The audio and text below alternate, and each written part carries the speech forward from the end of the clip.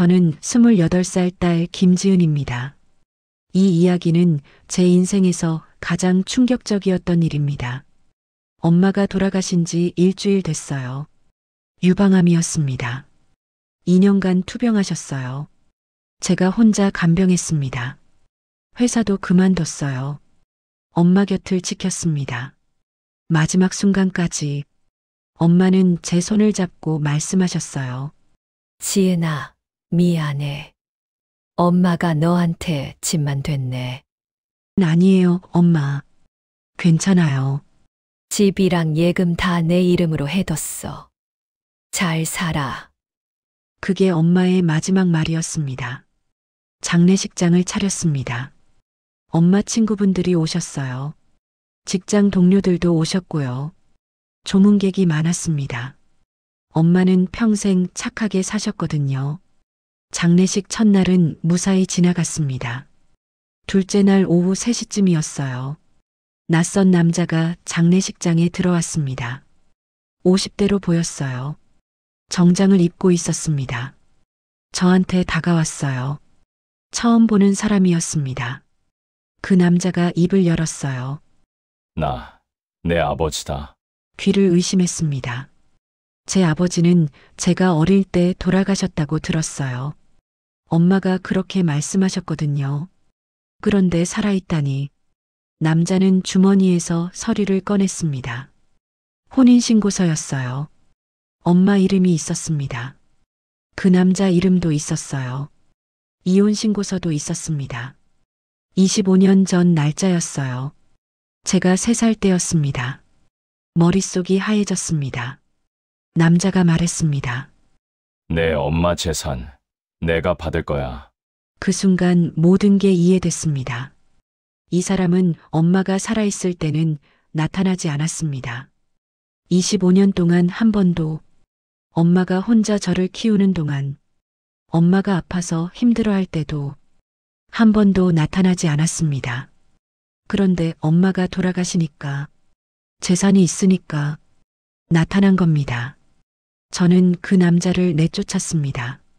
장례식장에서 소동이 벌어졌어요. 엄마 친구분들이 말렸습니다. 남자는 명함을 던지고 갔습니다. 변호사 명함이었습니다. 장례를 치렀습니다. 3일장이었어요. 엄마를 화장했습니다. 낙골당에 모셨습니다. 장례가 끝나고 일주일 뒤였습니다. 법원에서 서류가 날아왔습니다. 소장이었습니다. 그 남자가 저를 고소한 겁니다. 재산분할 청구 소송이었어요. 엄마가 남긴 재산은 이랬습니다. 서울 외곽 아파트 한 채, 시세 3억, 예금 1억, 총 4억이었습니다. 엄마가 평생 모은 돈이었어요.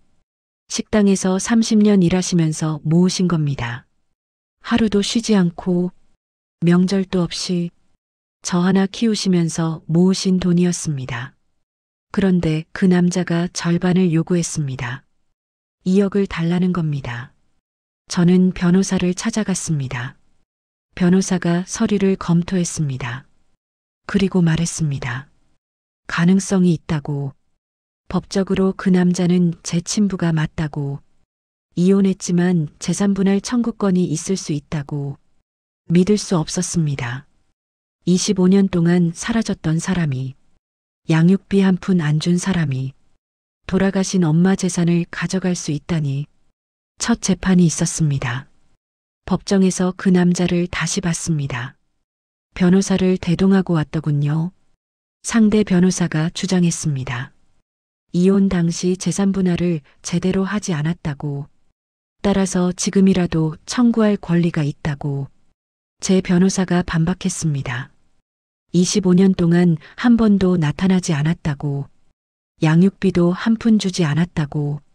딸의 존재조차 몰랐던 척했다고. 그런데 상대 변호사가 말했습니다. 그건 별개의 문제입니다. 재산분할 청구권은 소멸하지 않았습니다. 재판은 6개월 동안 이어졌습니다. 그동안 저는 지옥 같았습니다. 엄마를 잃은 슬픔도 채 가시지 않았는데 법정에 서야 했습니다. 엄마 통장 내역을 다 제출해야 했습니다. 엄마가 얼마나 힘들게 돈을 모았는지 하나하나 입증해야 했습니다. 그 남자는 법정에 태연하게 앉아 있었습니다. 마치 당연한 권리를 찾는 것처럼. 세 번째 재판 때였습니다. 판사가 물었습니다. 왜 25년 동안 나타나지 않았냐고. 그 남자가 대답했습니다. 사정이 있었습니다. 하지만 법적 권리는 별개입니다. 제 변호사가 증인을 세웠습니다. 엄마 친구였습니다. 증언했습니다. 엄마가 얼마나 혼자 힘들게 딸을 키웠는지, 그 남자가 한 번도 연락하지 않았는지, 양육비도 한 푼 주지 않았는지. 하지만 상대 변호사는 계속 같은 말만 했습니다. 재산분할 청구권은 별개라고. 다섯 번째 재판. 판사가 말했습니다. 다음 재판에서 판결하겠습니다. 한 달을 기다렸습니다. 그 한 달이 1년 같았습니다. 잠도 제대로 못 잤습니다. 판결일이 왔습니다. 법정은 조용했습니다. 판사가 판결문을 읽기 시작했습니다. 원고의 청구를 일부 인정한다. 피고는 원고에게 2천만 원을 지급하라. 그 남자가 이긴 겁니다. 2억을 요구했지만 2천만 원을 받게 됐습니다. 그래도 이긴 겁니다. 25년 동안 사라졌다가 엄마 돌아가시니까 나타나서 2천만 원을 가져간 겁니다. 법정을 나왔습니다. 복도에서 그 남자를 마주쳤습니다. 그 남자가 말했습니다. 뭐, 이 정도면 됐다. 너도 잘 살아라. 웃으면서 가더군요. 그 순간 너무 화가 났습니다. 동시에 무력했습니다. 법이 그 사람 편이었습니다. 저는 아무것도 할 수 없었습니다. 2천만 원을 송금했습니다.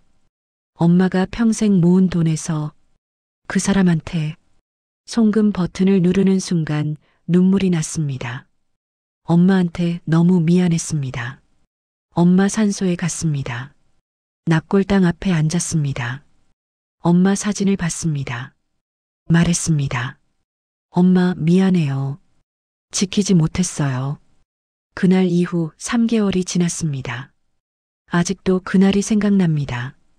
그 남자의 얼굴이, 법정의 차가운 분위기가, 판사의 판결이, 모든 게 악몽 같습니다.